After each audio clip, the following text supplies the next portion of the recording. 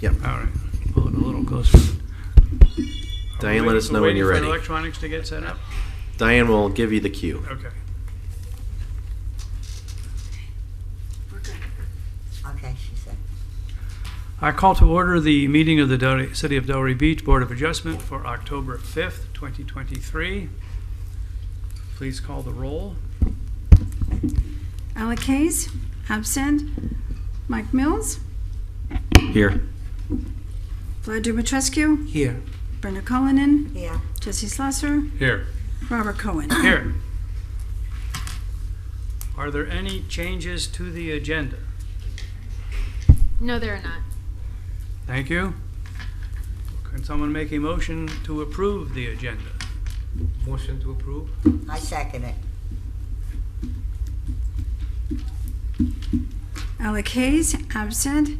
Mike Miles, Yes. Vlad Dumitrescu, Yes. Brenda Cullinan, Yes. Jesse Slusser, Yes. Robert Cohen. Yes.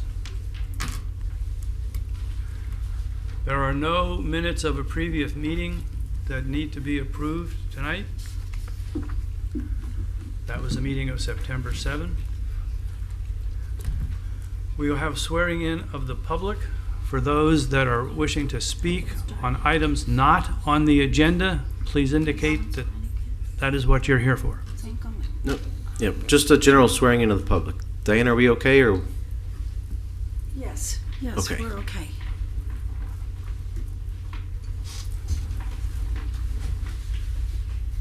Yep. If you plan to speak on any item this evening, you'll need to be stand and please be sworn in.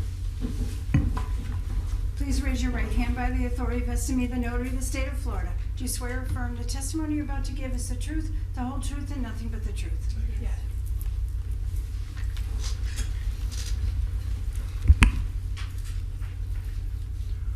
Are there any comments from the public that are here that wish to speak on an item that is not on the agenda for tonight?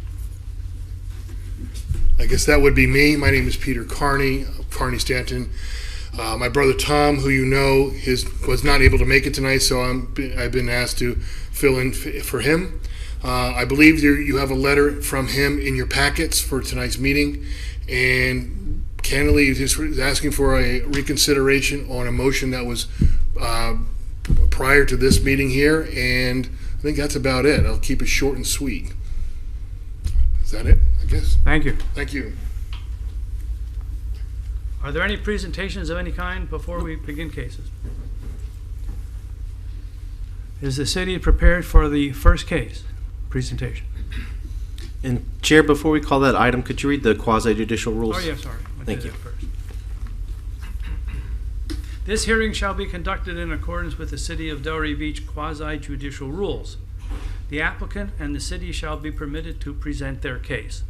The public shall be allowed to speak for 3 minutes each, or a maximum of 6 minutes if the person represents an organization or group of people who are present but agree not to speak. The City Commission, board members, staff, and the applicant may be allowed to cross-examine a witness. The city or the applicant will be allowed to offer rebuttal testimony. The decision to approve or deny an application or appeal may not legally be made upon personal views as to whether a project is a good project or not. Nor may a decision be based on the numbers of citizens who support or oppose a particular project. The law requires that all decisions must be made on the basis of whether the project meets the requirements of law, the comprehensive plan, and the land development regulations.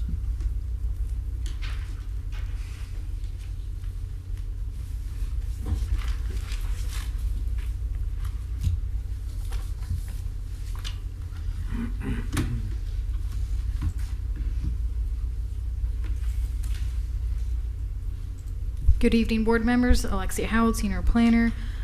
For the record, I'd like to enter file number 2023-205. And the applicant is here today to present. And Chair, while the applicants come in, could we do ex parte? Has anyone on the board had any ex parte communications regarding this case? No. No. Thank you.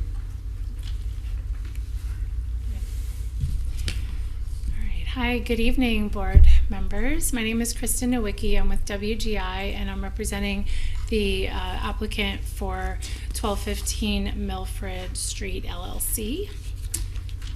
We are here to request a variance, and I'm gonna go forward. I also have with me the architecture team from H&M Architecture, and also working on this project is Itasca Construction.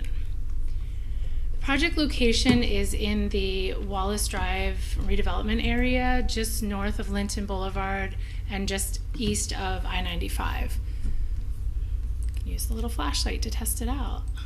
There we go. All right. Some of the surrounding uses now include car dealerships. There are other industrial warehouse buildings to the west and to the north.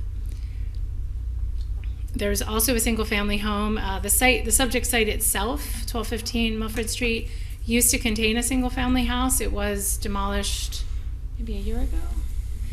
And they are one of the few remaining left in this area. The neighbor is one of the few remaining single-family homes in the area. And our future land use being surrounded by general commercial, and we are in the commerce land use district, also adjacent to industrial.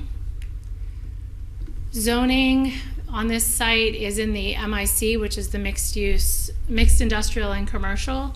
And again, we are surrounded by industrial and automotive uses. So as I mentioned, we are here to request variances. It's actually two variances, but they are both related to a setback.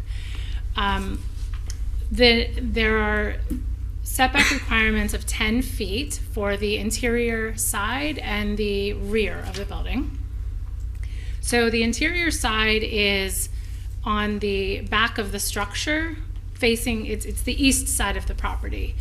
And the rear is actually the north side of the property. If you were facing the building, it would be on your left-hand side. And I do have a graphic, but I just wanted to indicate that we are requesting a relief of 5 feet on both of those sides. Other applications that are going with this proposed warehouse building include a Class 5 site plan for the new building, and it's a new warehouse building, modern, up-to-date warehouse with accessory office, mezzanine space. And we're also requesting a waiver for the overhead doors facing the right-of-way. That is something that will go to City Commission next week. Then the site is also going to have to undergo a replat, which includes dedication of right-of-way along Milford Street, and that's part of why I'm asking for a variance tonight. So just a little rewind of this site. In the 70s, you didn't see very much development over there. It was still remaining residential all around. And then bringing it to today, you can see that area has much filled out with those industrial uses that are called for in the Wallace Drive redevelopment area. Wallace Drive was something that was actually adopted back in 2004, but then amended later by City Commission to kind of meet some of the more modern needs of the area. And it encourages exactly the uses that we're proposing, which are the light industrial commercial office uses. And a couple of quotes actually from the plan itself, being that the interchange location is very ideal for uses such as light industrial and commercial, basically because of distribution. So you have that quick access to I-95 right there. And generally the area looking for manufacturing, fabrication, mixed use, mixed industrial and commercial type uses. Plus, in general, there is quite a demand for modern warehouse space these days. Most of the warehouse stock in South Florida is not modern, not up to code. So this is a use that would be highly sought after once the building is built. So overall site regulations, the green arrows are where we do better than the minimum, and the red arrows are the two variances that we are requesting here. So the maximum height, we are not exceeding the maximum height. We're actually 15 feet smaller. Front yard setback, we're meeting spot on. The side street yard, we are actually reaching 37 feet more.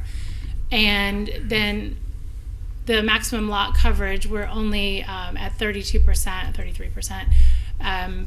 In the FAR, we are also under that maximum. So the only two regulations from the zoning standpoint that we're requesting relief from here are the two setbacks. And I have a very busy little, I'm glad you all have it on your screen in front of you. So there's a lot going on in this, but I wanted to give you all the details where starting from the top, we have a 5-foot setback on that north side, which is considered the rear of the lot because the front of the lot faces Milford Street. The side interior is the east of the lot, which is actually the back of our building, and that is the adjacent. There's a property adjacent to us that is still developed with an older single-family house. To our north, our neighbor, I have a picture later of the site. The neighbor to our north is a storage yard. It's not fenced. I have a photo. I can show you how that looks in today's conditions. We are also dedicating, as we move south on this graphic, we are dedicating 12.5 feet to the street system for Milford Street. This was a requirement through the platting process that we're not going to be able to avoid. So we go ahead, we're going to donate that, and then instead of asking for a relief from the front setback of 25 feet, we are asking for the other setback reliefs in order to still have a very viable space for tenants that do industrial manufacturing type uses. Other things on this site that are important to note are the drive aisle separation. So there's actually two driveways, and we do require a distance from the corner. So moving back to there, in order to have proper truck circulation from here in, that was also one of the reasons why we couldn't move the building any further west. And that's, again, why we're asking for relief from the setbacks.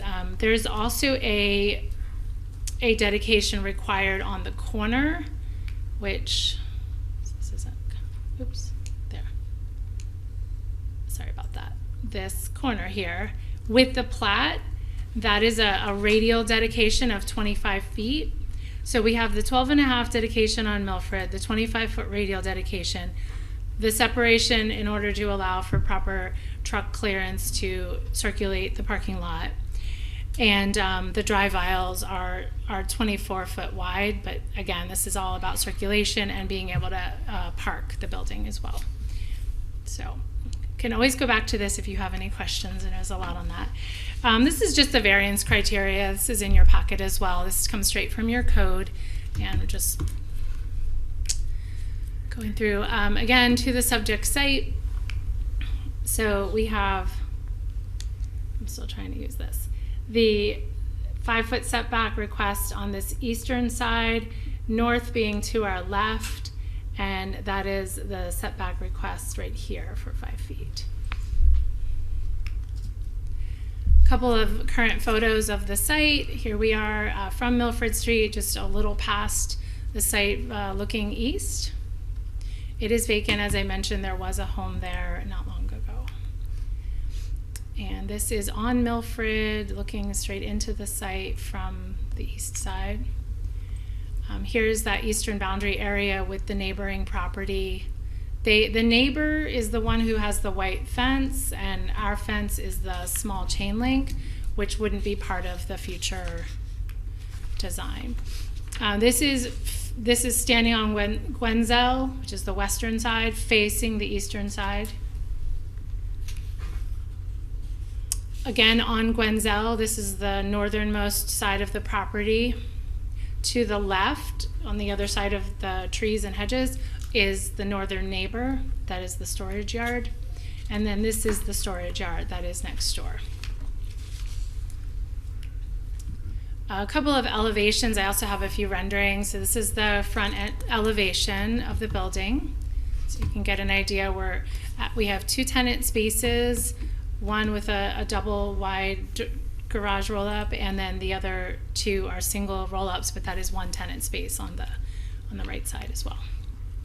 And this would be the rear elevation. So no windows facing out. So on the side that we are requesting that variance, there would not be windows facing the neighbor. And a little bit more realistic renderings here. This is kind of from the corner where Milford and Gwenzel meet. As you can see, we do have the parking in the front and customer doors, as well as office spaces upstairs. And then this from the west side facing the building, the side to the left of your screen where the hedges are, that's where we're asking the setback to be 5 feet instead of 10. And from Milford Street on the to the east, this is the other setback area request, setback variance request along this area. There is proposed landscaping through there, hedges as well as some trees, and on the other side as well, hedges and trees. So it will also be screened, not just, it will be screened. And that concludes the presentation. Of course, I can go back to any slide if you have specific questions, but we respectfully request your approval for these variance requests.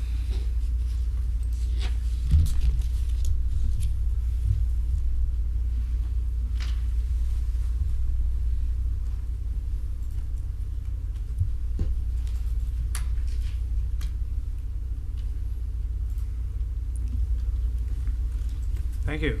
Okay, thank you. Should I sit down and come back after your presentation? Okay.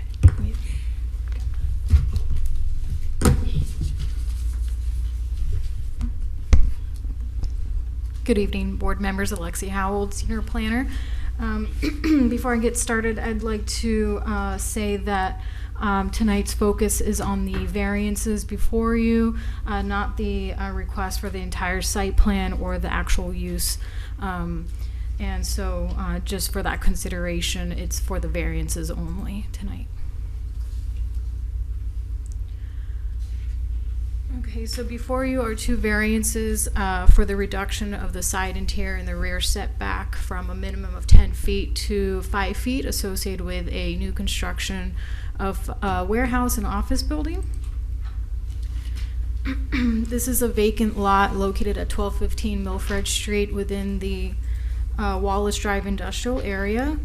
The current zoning is mixed industrial and commercial, MIC.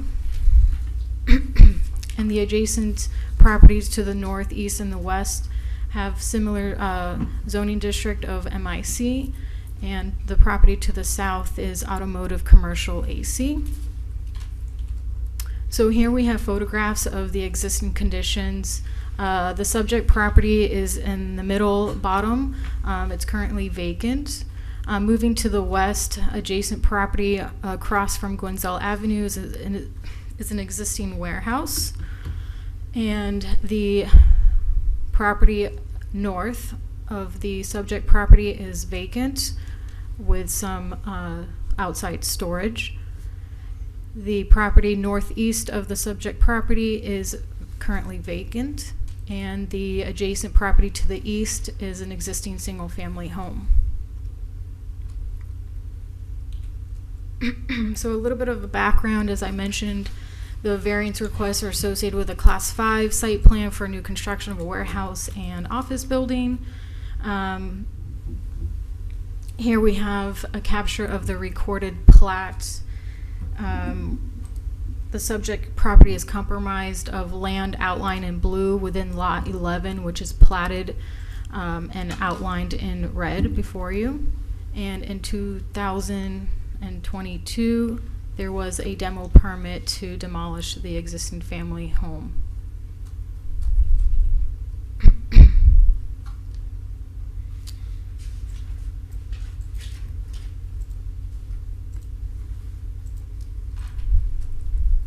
So before you, we have an outline in a light red is the building envelope of what would meet those setbacks. So the setbacks are considered the front as Milford Street because it is the most narrow side of the streets, of the two streets, so that's considered the front. And we have Gwenzel Avenue as the side street. So the required setbacks for the front and the side street are 25 feet. And the rear is to the north property line, and the side interior is the east property line, which require 10-foot setback. So here outlined in the red is the building envelope, which would meet the required setbacks. And here is, here before you is the requested setbacks outlined in blue with a 5-foot rear and a 5-foot side interior setback, and the 25 for the front and a 25 for the side street, which meets currently. And you can see the dotted red line where the envelope of the requested, or I'm sorry, of the envelope of what would meet the setbacks versus the blue that would not meet the setbacks and what's before you today. And just to go over the definition of a variance, it's a request to deviate from the current zoning requirements where such request will not be contrary to the public interest or any special conditions to the property would result in unnecessary and undue hardship as a result from the literal enforcement of the regulations. So the following findings must be made prior to the approval of a variance pursuant to LDR section 2.4785. There are A through F criteria that must be made for a positive finding of the two variances.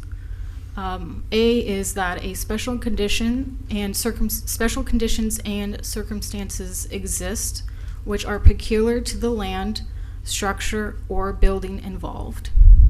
B, that the literal interpretation of the regulations would deprive the applicant of rights commonly enjoyed by other properties subject to that same zoning. C, that the variance will not confer onto the applicant any special privilege that is denied to other lands, structures, and buildings under the same zoning. D, that the reasons set forth in the variance petition justify the granting of the variance. And E, that the granting of the variance will be in harmony with the general purpose and intent of the existing regulations and will not be injurious to the neighborhood. And here we have the board actions: move for approval, move for denial, or postpone. And this concludes my presentation. Thank you. Does anyone here from the public wish to speak on this case?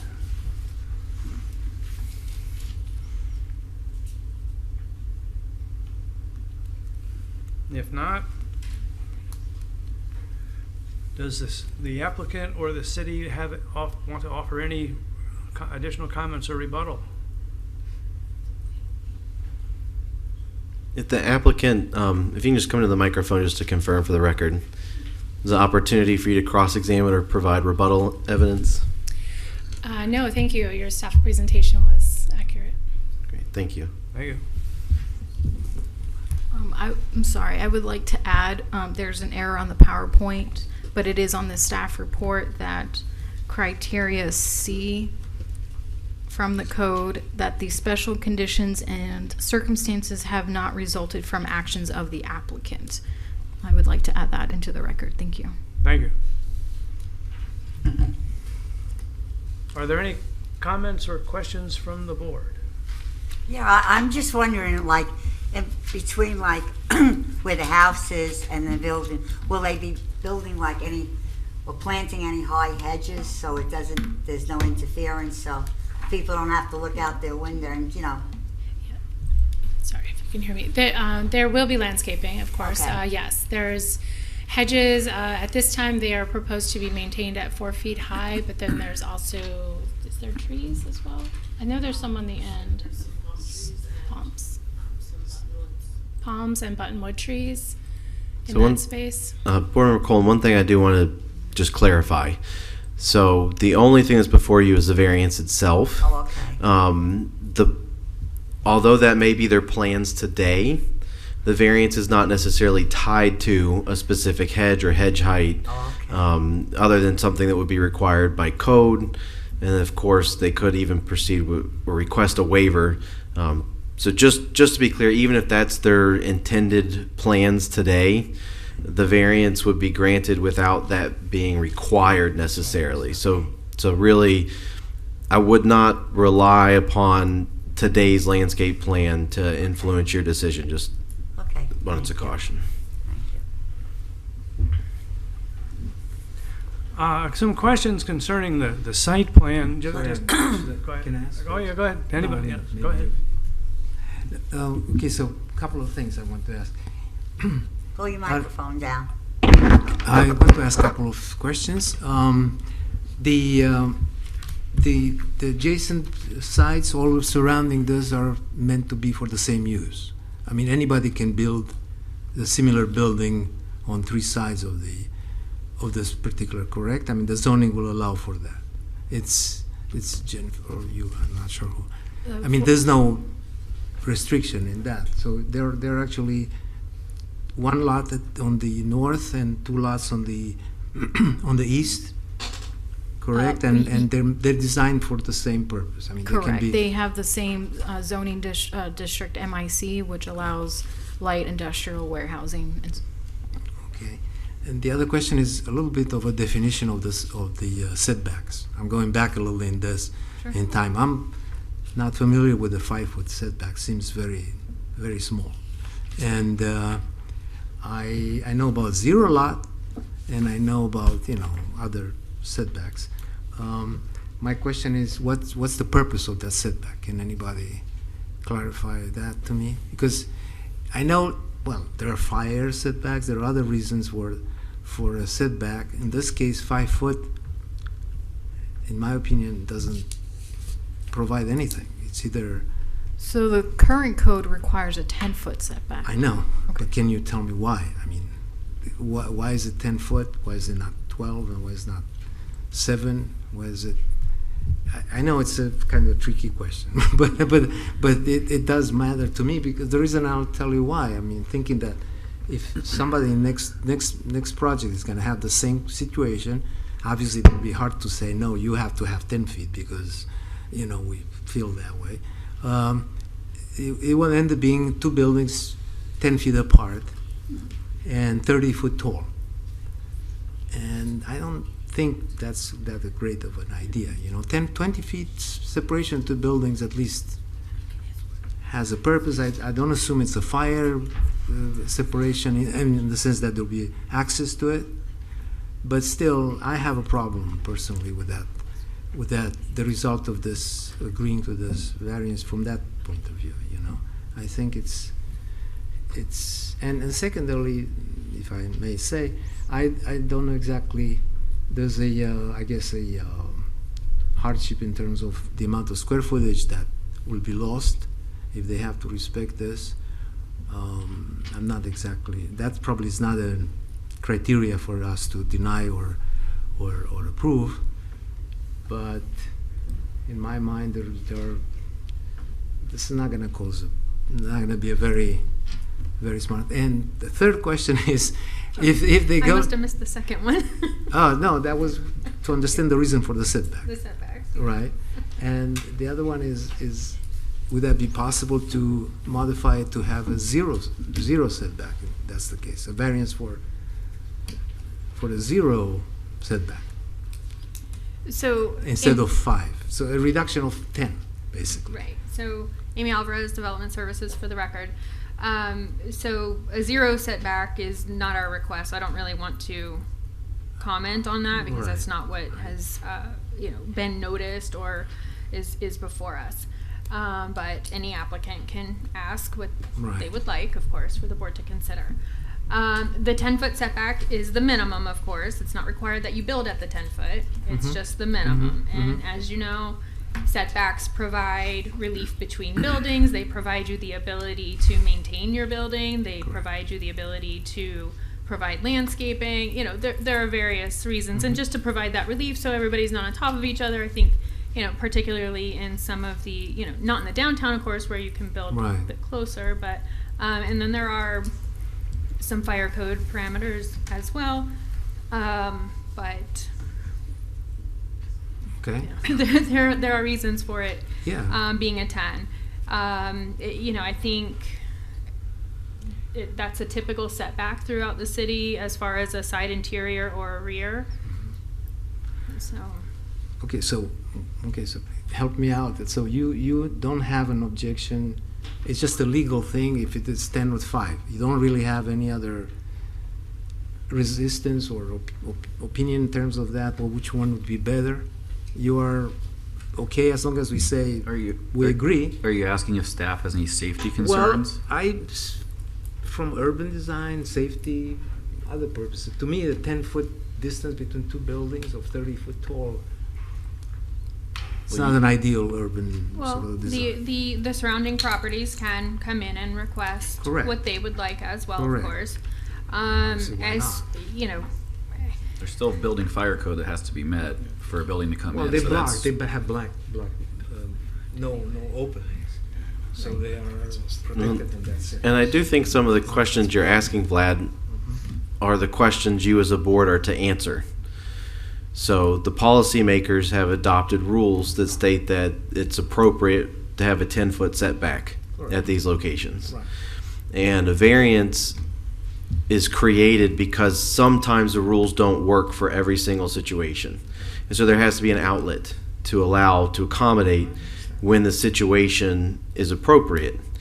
The questions you're asking, I think, are exactly what this board needs to consider when it looks at the 6 elements that we're going to be reading here shortly, and whether the request and evidence the applicant has presented, satisfy those elements for you, and any concerns you have about that reduced setback and its limited accessibility, its closeness to the neighbors, and the impacts that would have.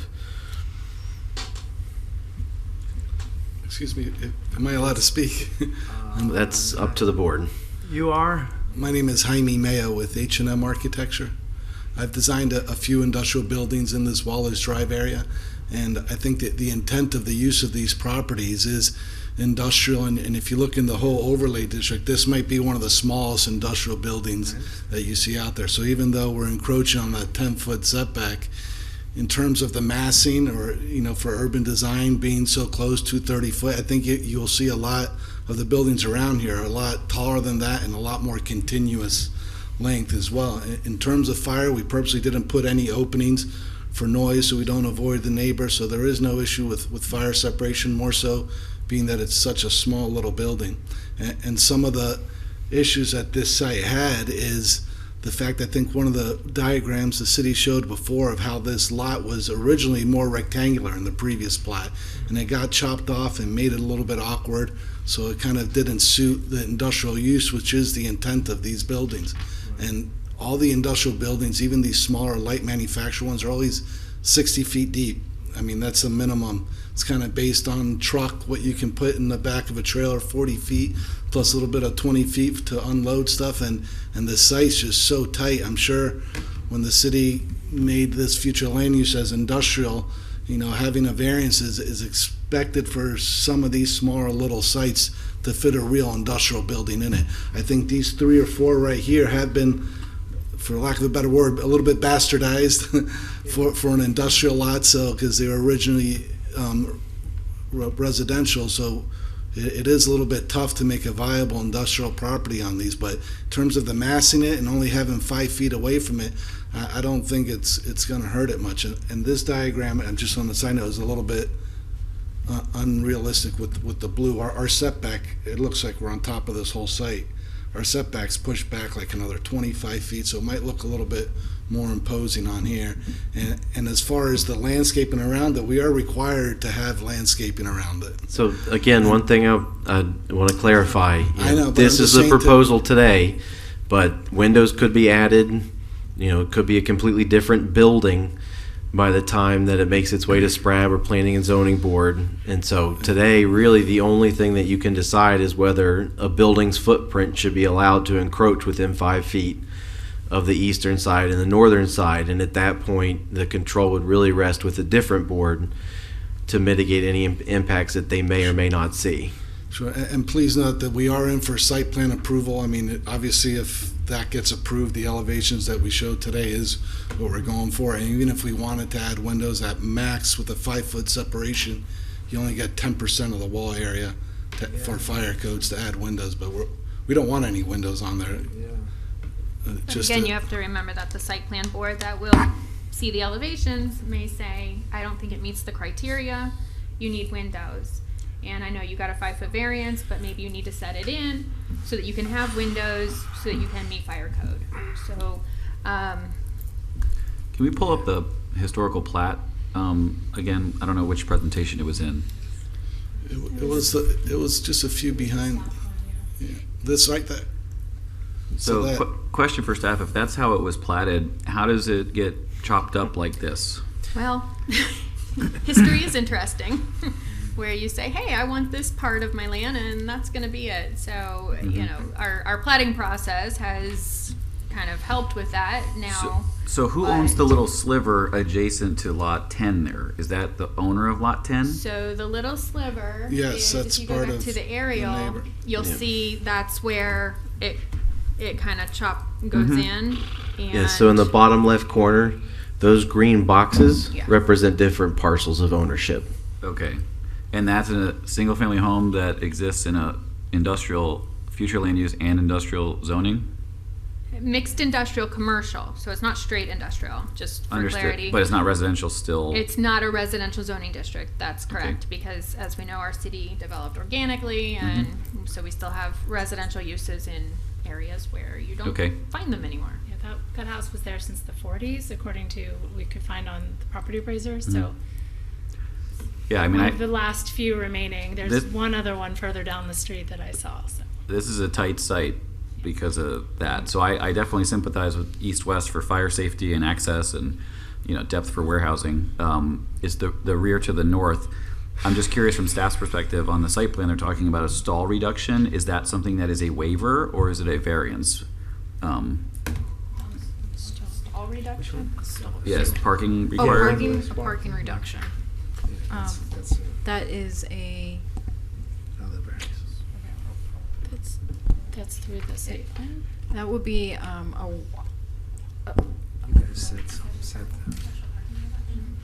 So the code allows applicants to provide a justification for a special parking reduction, and that is considered at the time of the site plan by the acting body. Okay. So it sounds like at this time, they are requesting a reduction. I'm not sure of how many spaces, but Yeah, that I is was part of the overall I was request. mainly curious for the applicant because there's a couple parking spaces that are a little bit oversized in the middle, and there's no landscape islands around it. So I was curious if, like, how that's gonna work, or if anybody's Would looked we at be able that. to switch back to the other site plan? Only because, yeah. Yeah, it's hard on a blue it's- box to see. there just- would be a few spaces are standard, not necessarily oversized, standard, and then actually a couple compact. Mhm. But If I can interject really quick, staff specifically did not provide the detailed site plan in our PowerPoint because, you know, we're talking about we're talking about setbacks. Mhm. And so that's why we specifically put it there, because as we know, what is on the screen may or may not result, which is also part of the reason for our chapter 2 rewrite, you know, yeah. so that the process isn't so bifurcated with many Okay. different boards looking at different things. So for the rear, if the dedication wasn't required on the south side, would you be able to make the setback work? Yeah, Do you of wanna- course, it's 12.5 feet. Okay. Yeah. And I mean, I sympathize because this lot is extremely small and it was platted bigger. I mean, And it's a little weird that, I mean, I understand why we have to dedicate that right of way, but obviously the property to the south, they haven't, I believe, dedicated their 12.5, and they would eventually. But you can see that size property, should it be redeveloped for industrial in the future, can certainly afford to lose 12.5 feet of right of way compared to our little, you know, kind of chopped up site here. that's all I had. No, well, coming back to my my conundrum, so I kind of need to know from your opinion, are you okay with a 5-foot setback? I mean, almost like I'm inclined. Like my suggestion would have been to go to 0, ask them to. I don't that. think that's a fair We cannot question suggest things, to ask staff, because that's your purpose. You are the ones that are tasked with looking at this application and the elements and deciding whether it is appropriate or not. I mean, I think the land development regulations, like I said, are a policy decision that was adopted, and that they believe that 10 feet should be the amount of separation between your property line and your building. And the variance process is to alleviate that concern if it's appropriate. So, and the staff report, does a good job as well of pointing to certain elements that require more discussion or analysis by the board members to decide whether it meets those 6 elements. And, just to point out again, just referring to the staff report, we do state that literal interpretation would not necessarily deprive the applicant of rights enjoyed by others in the MIC zoning district. The site is still developable with a 10-foot setback, although a smaller building would result, of course. Although the smaller building may not fit the needs of the applicant's business, but is there something with the land that is providing that hardship? All right. I'm curious. I want to understand what you evaluated when you showed this blue building and the proposed reduced size red building. 2 questions.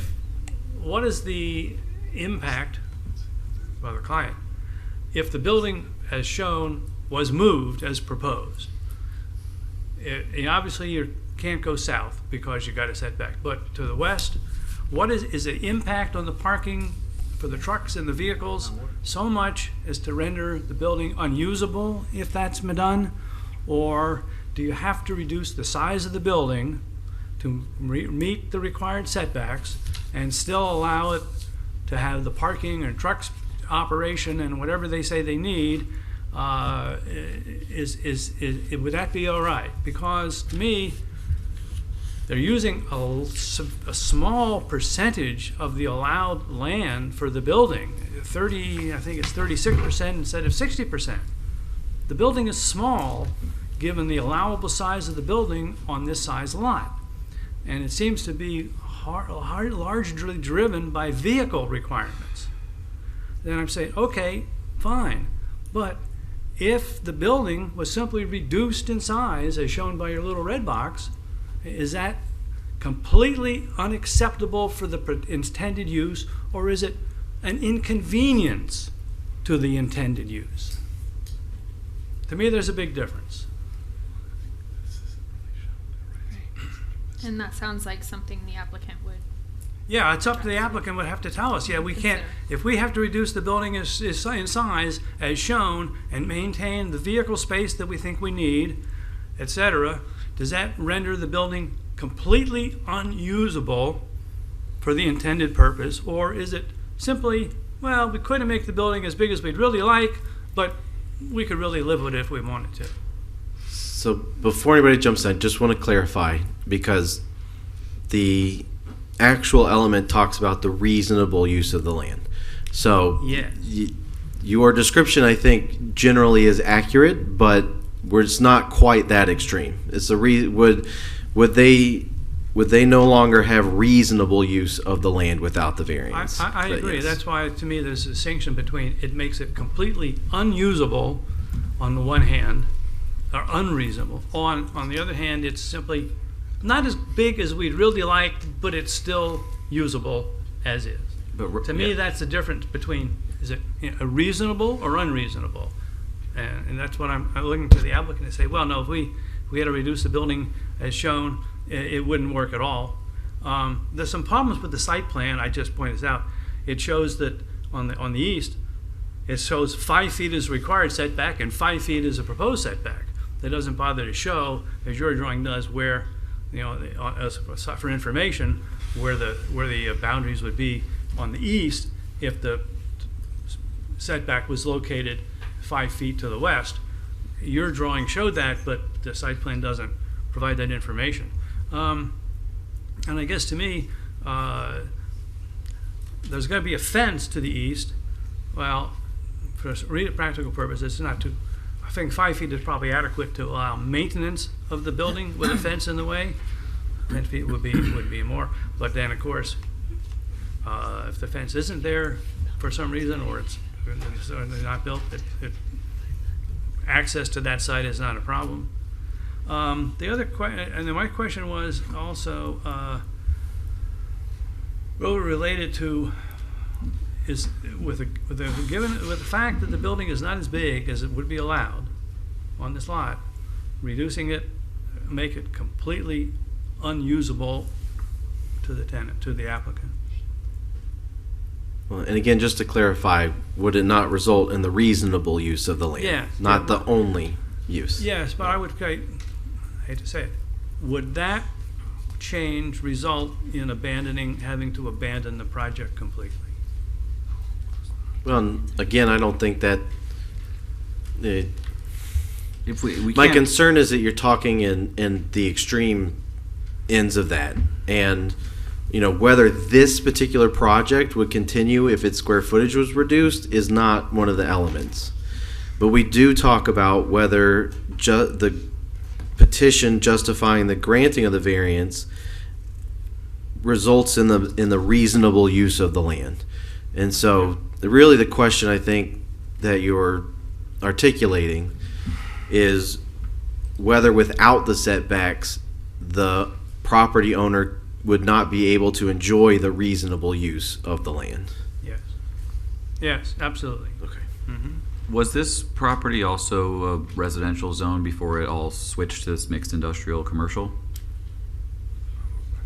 I don't Just like the believe one we. to the east? I don't believe we did a full zoning history on the property, so I can't say what it was before it was MIC zoned. Does the applicant know? I don't, but I know that zoning changed a long time ago, right? It was Mhm. not a recent zoning change. But Yeah. and as you can see from the one image of the over time, the development in the area, it's I actually live in an area in Oakland Park where there's a few random houses that have been there from back in the day.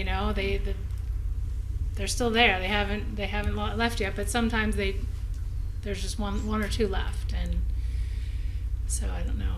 But So ignoring the site plan elements entirely and looking at the land, right, which is what we're tasked to do, if it switched, which is a reasonable assumption because of the property to the east was residential, and it's a mixed industrial and commercial corridor, 0.37 acres is next to nothing. Like, you can't really build very much. So the fact that they were able to even show something on the site plan that might work, I think restricting them to the zoning required setbacks probably does limit the reasonable use of the land.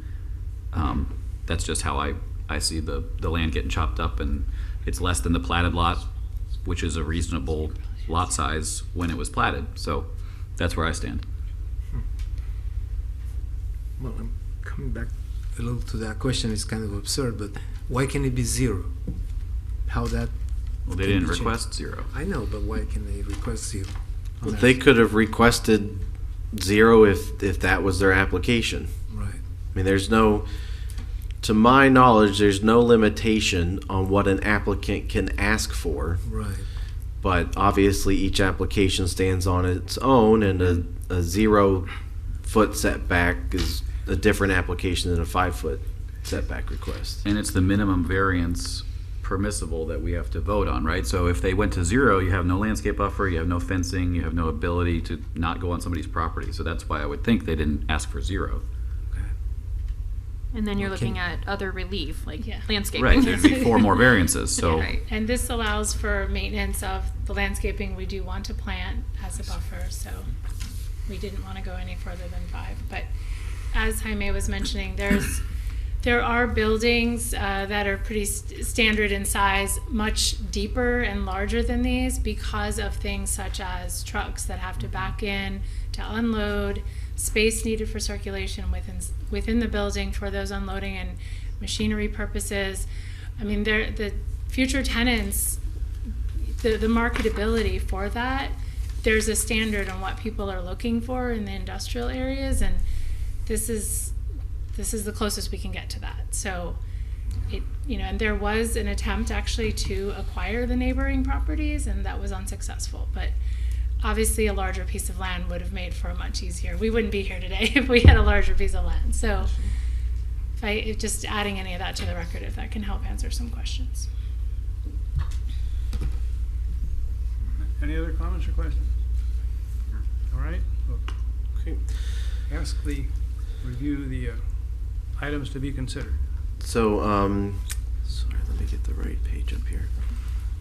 Just wanted to read into the record again, very briefly, according to section 2.2.4, Board of Adjustment C, meetings and quorum, subsection 2, the concurring vote of 5 members shall be necessary to reverse a decision of the chief building official or grant a variance. So just so it's clear to the applicant, this is not a majority vote, it requires 5 positive affirmations. And since we only have 5 board members here tonight, all 5 will be needed in order for the variance to pass. I'm going to break the board order up into the 2 different requests. So the first one will be the side interior, which is the east property line. And as a reminder, there are the 6 findings. I'll read through them. If you find that the variance request is justified, then the answer will be yes to all each element. This is the Board of Adjustment final board order for file number 2023-205 for the property owner of 1215 Milford Street LLC at the property address of 1215 Milford Street.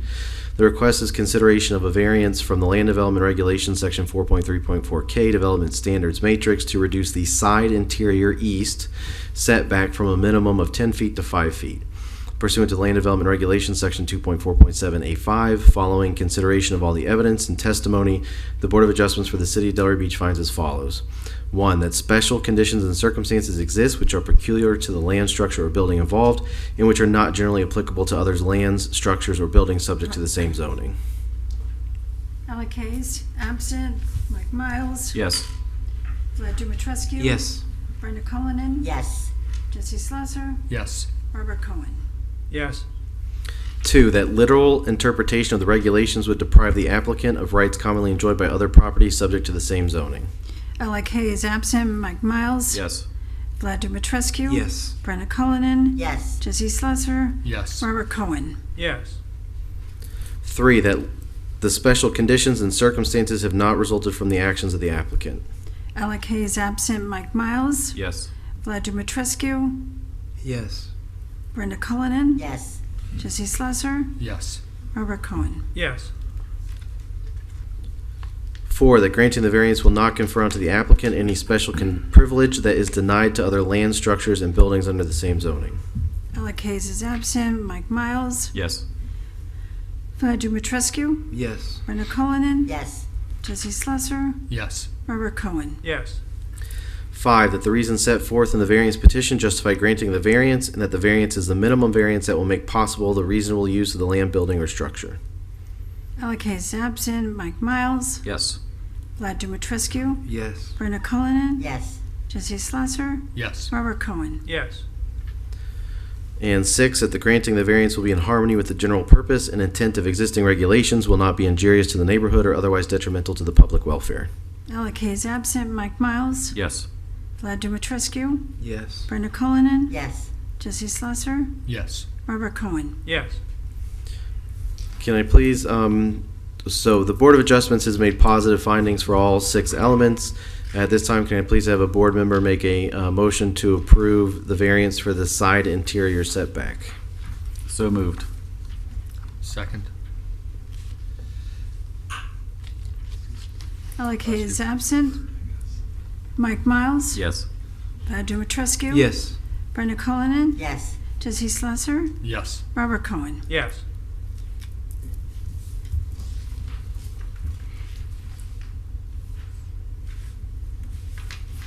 Pursuant to LDR Section 2.2.4D7, all decisions of the Board of Adjustment are final. Based on the entire record before it, the Board of Adjustment approves this variance solely for the purposes presented at the meeting.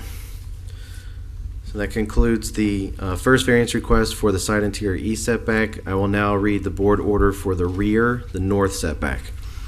This is the Board of Adjustment final board order for file number 2023-205 for property owner 1215 Milford Street LLC for the property located at 1215 Milford Street.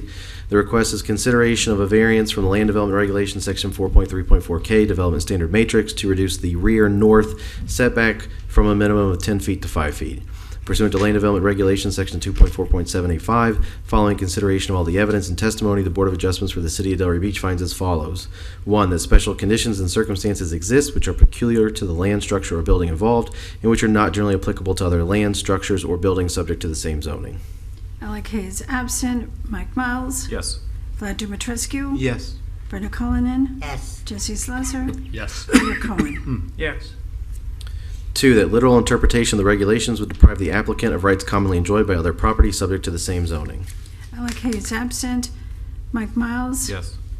Vlad Dumitrescu. Yes. Brenda Cullinan. Yes. Jesse Slusser. Yes. Robert Cohen. Yes. 3, that the special conditions and circumstances have not resulted from actions of the applicant. Alec Hayes absent. Mike Miles. Yes. Vlad Dumitrescu. Yes. Brenda Cullinan. Yes. Jesse Slusser. Yes. Robert Cohen. Yes. 4, that granting the variance will not confer onto the applicant any special privilege that is denied to other land, structures, and buildings under the same zoning. Alec Hayes absent. Mike Miles. Yes. Vlad Dumitrescu. Yes. Brenda Cullinan. Yes. Jesse Slusser. Yes. Robert Cohen. Yes. 5, that the reasons set forth in the variance petition justify granting of the variance and that the variance is a minimum variance that will make possible the reasonable use of the land, building, or structure. Alec Hayes absent. Mike Miles. Yes. Vlad Dumitrescu. Yes. Brenda Cullinan. Yes. Jesse Slusser. Yes. Robert Cohen. No.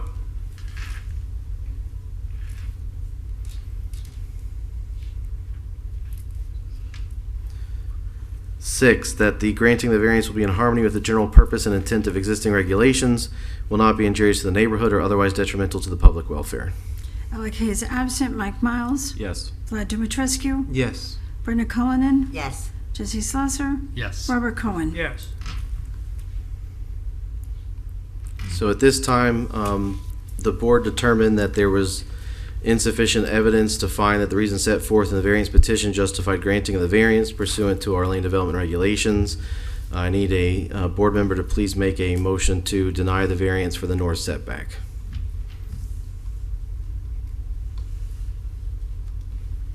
I'll make a motion to deny it. Anybody second it? So, the last meeting we had a similar issue, and we had some people vote no on the motion to deny. So in order for the variance to be approved, it has to satisfy all 6 elements. And I understand that some board members believe that all 6 elements were met. But as a board member and being part of the board has made a decision that it did not meet all 6 elements. So I understand why at the last meeting the vote was the way it was. But this motion to approve or deny is almost an administrative task based upon the findings that the board as a whole made. We can approve it. Approve it. Is there ability to make a motion to Post Well, Defer, right postpone, now maybe? there's no second. So we could either do a second for discussion if you want a discussion on the motion, or if there's no second, then that motion is dead. And I hear no second and no gavel pass, so we'll consider the motion to deny at this point is not pending. Let me just comment why I voted this way. I believe that the variance or relief on the east makes sense, is critical to what's going on, but the variance to the north, to me, is a fairly small impact on the size of the building. It doesn't affect the depth of the building, which I've heard is critical to being able to bring in trucks, move the equipment off the trucks or whatever is involved. And to me, it's a very small reduction in the size of the building on a side of the building that doesn't seem to me to be as critical as it is on the east. That's why I had that answer.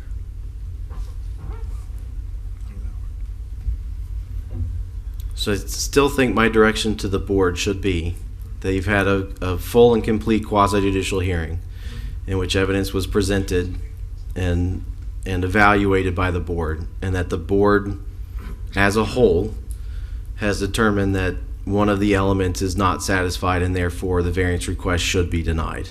It would still be my advice to this board that it should be a motion to deny, which should be seconded and should pass by a majority.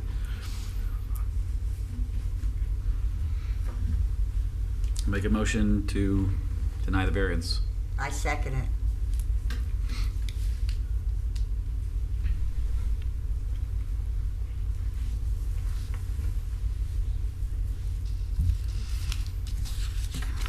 Alec Hayes is absent. Mike Miles, Yes. Vlad Dumitrescu. Yes. Brenda Cullinan. Yes. Jesse Slusser. No. Robert Cohen. Yeah. Pursuant to LDR Section 2.2.4 D7, all decisions of the Board of Adjustment are final. Based on the entire record before it, the Board of Adjustment denies the variance as proposed and presented at the meeting. And that concludes the board order for the north rear setback.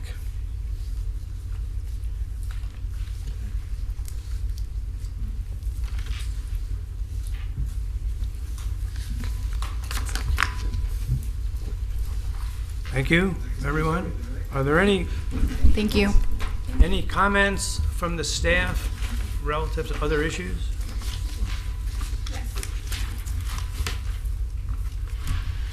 Just as always, your next meeting is scheduled for November 2nd. So just to keep that on your calendar. Board appointments are going to occur on October 17th at City Commission. So if any of you were up for reappointment, then you would be considered for a reappointment on October 17th.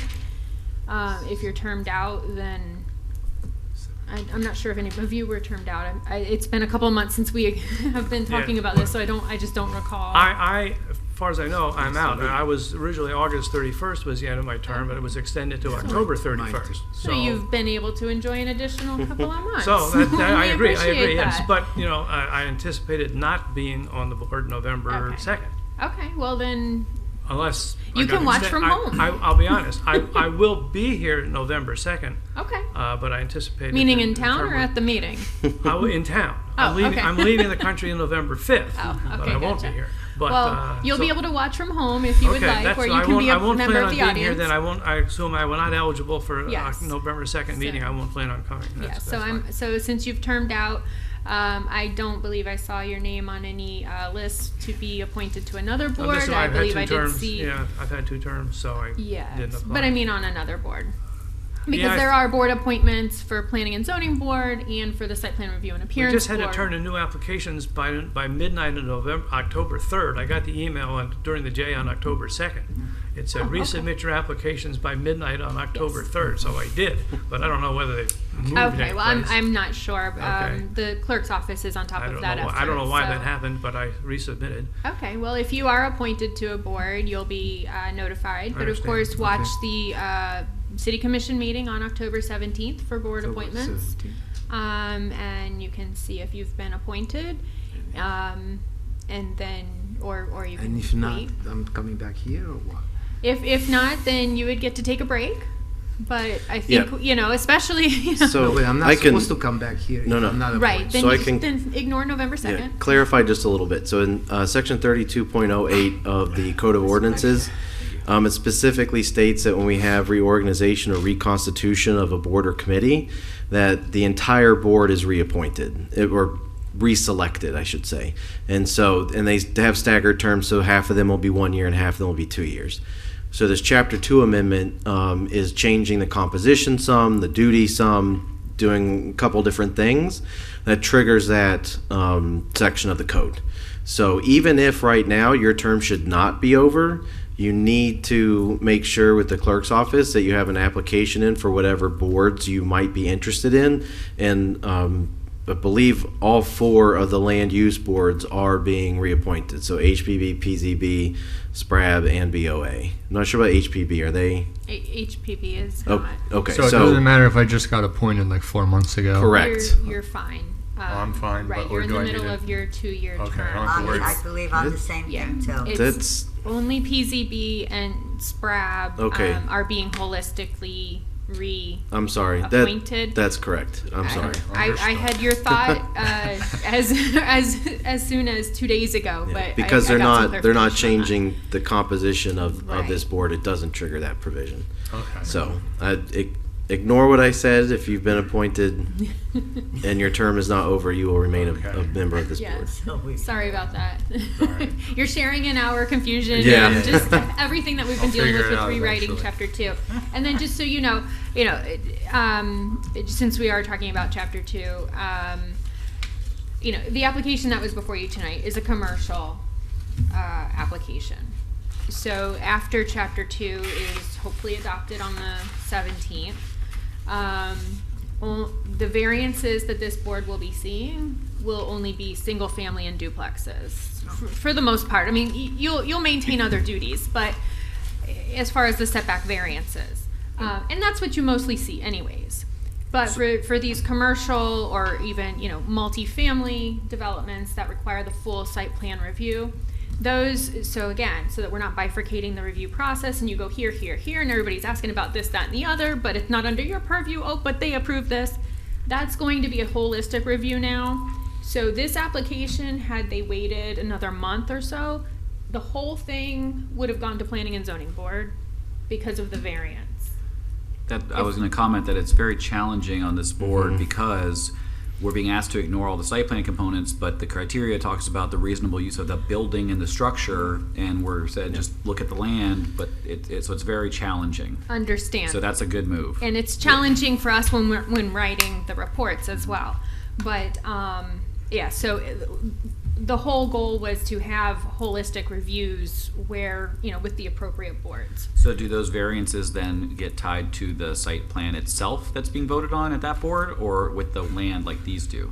If it's with a site plan, then it'll go with the site plan. If it's A standalone? If it's not with a site plan, then it expires in 2 years.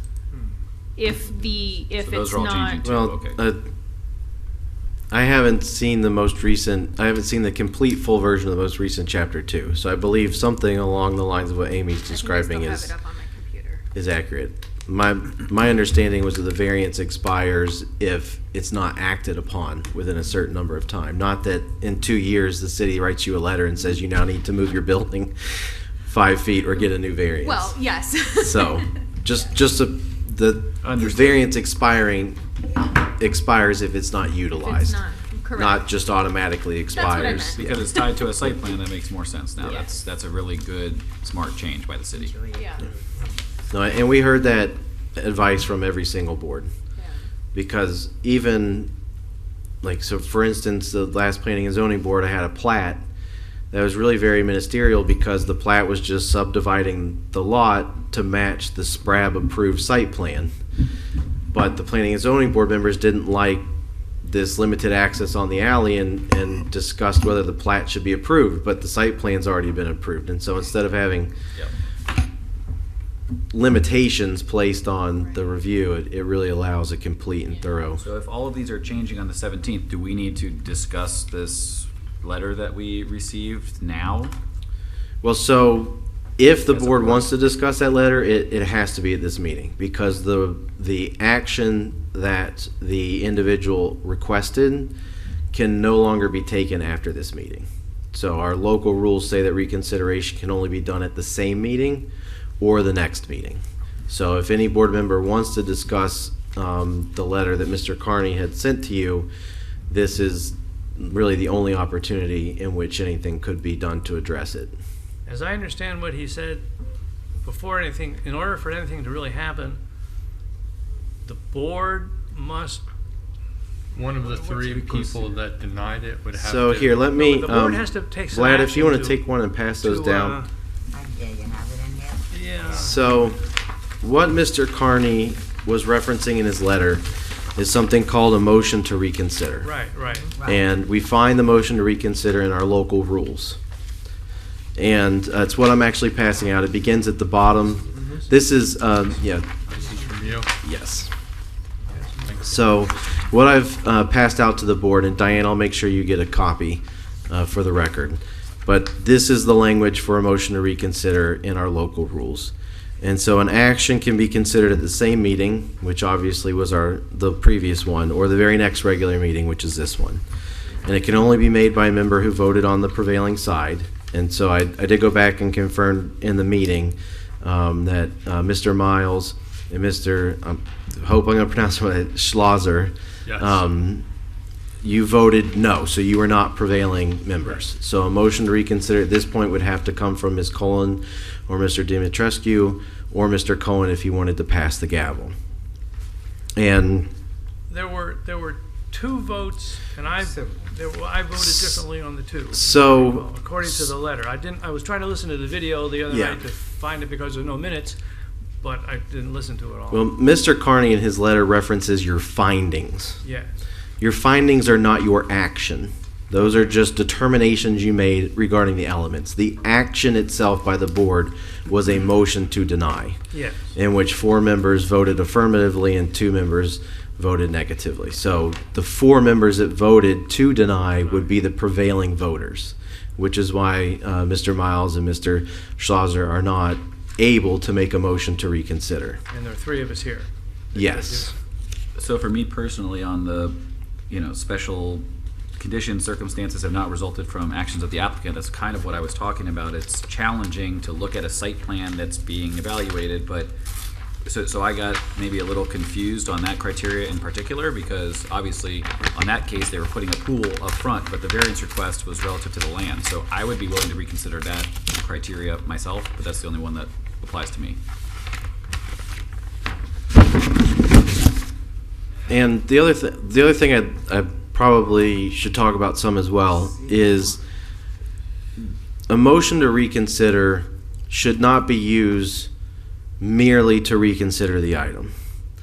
I think Board Member Miles has explained that there was maybe some interpretation of the evidence or something that led him to maybe reconsider a vote. But generally speaking, there needs to be something new that needs to be considered or that might affect the board's decision for a motion to reconsider. And so that doesn't necessarily mean that something was available to be presented but just wasn't.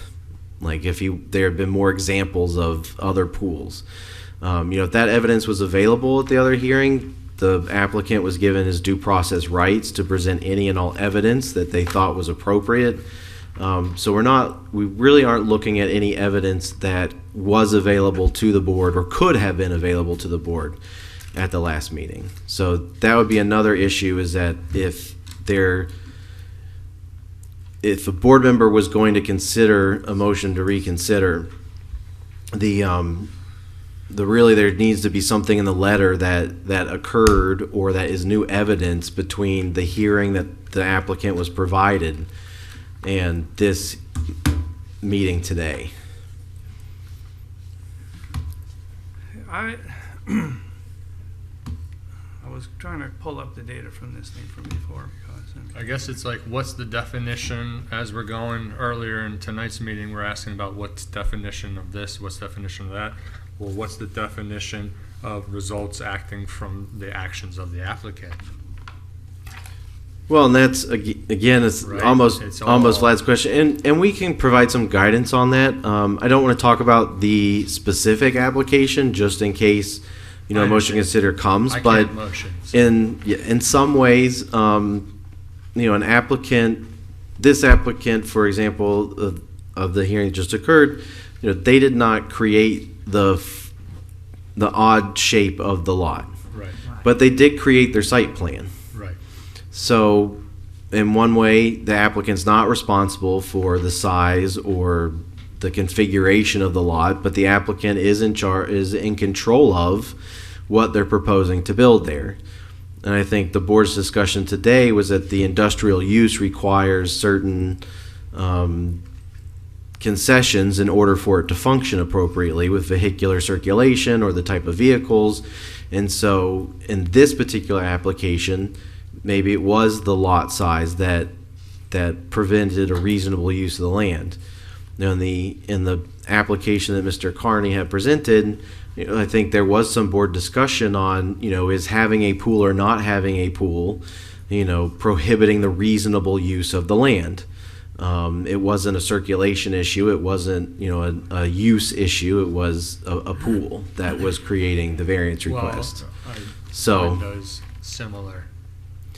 And that's fine. I mean, as a board member, that's what you're tasked with, to decide what the evidence and with the elements, in consideration, whether they meet that or not. And so, and you see tonight, as an example, Mr. Cohen was kind enough to explain his rationale, but he saw the same evidence and read the same language and came to a different conclusion, and that is common. Boards sometimes vote unanimously, and I think just as often, there's dissenters based upon their review of the evidence and applying it to land development regulations. So my point was just that the new information was my understanding of that specific criteria. So if the board wants, we can reconsider.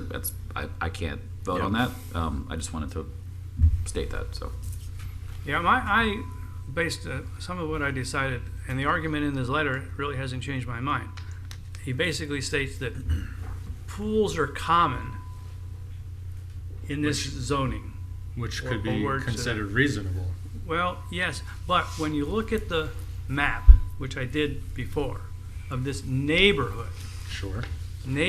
which has an impact of what it makes to be unreasonable. Is it the reasonable use? I said, doesn't seem to me that pools are common in this neighborhood by any means, okay? So I said, I didn't see that as a necessarily valid argument that made it necessary to have a pool to make this lot be of the reasonable use of the lot. To me, it's a nicely proposed house. It was clearly to me, an upgrade for the neighborhood as far as the house goes, but I don't think it was necessary for it to have a pool. Not necessary, but reasonable. That's what, so that's my judgment. Does it mean makes it less marketable or less desirable? That's not that's not as severe a situation as, well, we can't use the lot at all because we don't have a swimming pool. Of course. That's, to me, that would be unreasonable. Either it's inconvenient not to be able to have a pool. Okay, but does that make it unreasonable to? Well, that's kind of similar to how you voted on the item thinking. tonight. Yeah, that was my thinking. Yeah. To me, that's the same as saying that they could make it 2 feet shorter, wider, longer. Mm-hmm. And that element also is, the minimum variance that, is part of that too. Right. And To so, me, adding a pool is not a minimum. I mean, to me, that's, I don't know. does anybody that has the ability to make a motion to reconsider this have a motion? If not, then I think we're done, right? that would be, at least with this discussion, yes. I'm not in favor of reconsidering. Should we discuss the possibility of the postponement? Well, so there's no postponement, and the rules specifically state that a motion to reconsider has to be at the same meeting or the next meeting. So today would be really Can I the only ask what opportunity. happens if a motion is made to reconsider? What So under proceeds the from there? on the local rules, if a motion to reconsider was made, seconded, and then passed, it acts to undo or rescind the denial, and so the application would be pending status again. And at a future meeting, it doesn't necessarily say the next one, but at a future meeting, the item would come back. So you would have another full presentation, and Because that was a duplex, that would still come back to us now, even if those get adopted. Okay. And I suppose it would Because be it's a single a different family board to a certain extent. There look, would it could be because at least two of you are termed out, so the composition of the board members would change. Okay. Then I guess we're done with this discussion? That's it. Yeah. All right. Thank you very much. Chair, just the only thing I have for tonight, I'd like to introduce you to Daniela Vega. She's been sitting there next to Amy tonight. She is a new attorney with our office. So she's getting some experience doing some watching for now, but she'll be sitting with boards and advising boards in the near future. So there's a chance that you would see Ms. Vega in addition to myself, Ms. Brandon, and Ms. Warren. Thank you very much. Welcome aboard, I guess. She looks so young. Are you sure you know what you're getting into? Are we adjourning or? All right, we're adjourned. Yep. Thank you. Thank you. Well, if I don't see you, have a nice cruise.